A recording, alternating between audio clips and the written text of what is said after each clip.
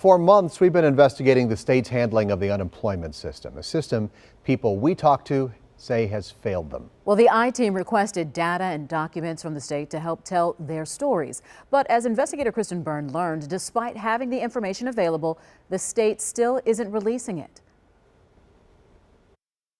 For those familiar with the state's unemployment failures, Valerie Anderson's story might sound repetitive at this point. We ended up being furloughed, which was in March, like early April. About August or September, it went to adjudication. They told me they would give me an appeal, which I did the appeal December 29th. Since the start of the pandemic, Valerie says she has jumped through hoop after hoop, and she is still waiting. She's now one of more than 16,000 people appealing the state's decision to deny them unemployment benefits and currently waiting just to get a hearing.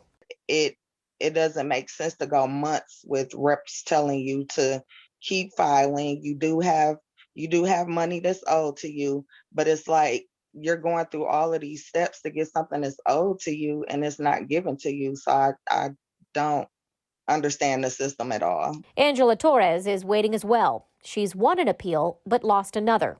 She hasn't seen a dime while she waits for the Department of Workforce Development to figure out her case. To tell somebody, hey, you won your appeal, but oh well, you got 3 or 4 weeks to wait to get that money. I've got $4 in my checking account, $2 in my savings account. Since the start of last year, the DWD has received more than 56,000 appeals. The department says that a quarter of all UI determinations were appealed in 2020. Typically, that rate is about 10%, according to a DWD spokesperson. We've been contacted by several people who say they were unfairly denied. We started asking the state for data on appeals last October. Emails obtained by the I-Team shows the DWD's Assistant Deputy Secretary, Danielle Williams, forwarded our open records requests for that data to the head of the Unemployment Division, Mark Ryle. She writes, quote, I know we've been discussing this issue for quite a while, but just flagging that it's likely becoming a bigger issue publicly. The I-Team also asked the department's communication team for basic information, specifically the number of claimants who appealed. Just a few hours later, emails showed the DWD gathered the data we requested, detailing that more than 30,000 people filed appeals from March to September. But instead of releasing that information to us, Williams stepped in, instructing the communication staff to tell us we, quote, submitted this request as an open records request, which is currently in processing. Emails show that request also made its way to the governor's office, who also never released the data. Additional emails show DWD staff had to get approval from the governor's office before responding to any of your questions we brought to the department. If you're going to fix the problem, you actually have to fix it. It can't be something that can be massaged through public relations.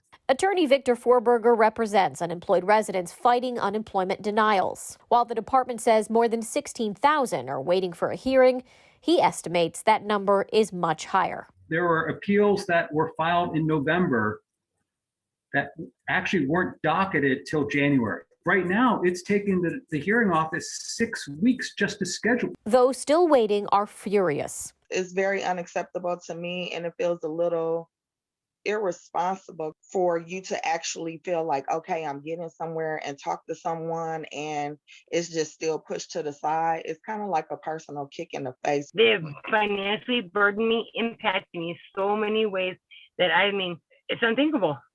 I'm like, no, our state should not be treating us like we're nothing. We're just a number. The Department of Workforce Development declined our request for an interview for this story. Meanwhile, our records request for the appeals data filed back in October still has not been fulfilled. For the I-Team, I'm Kristen Byrne. Well, as we get closer to the 1 year since we started the unemployment crisis, our I-Team continues to investigate the state's failures.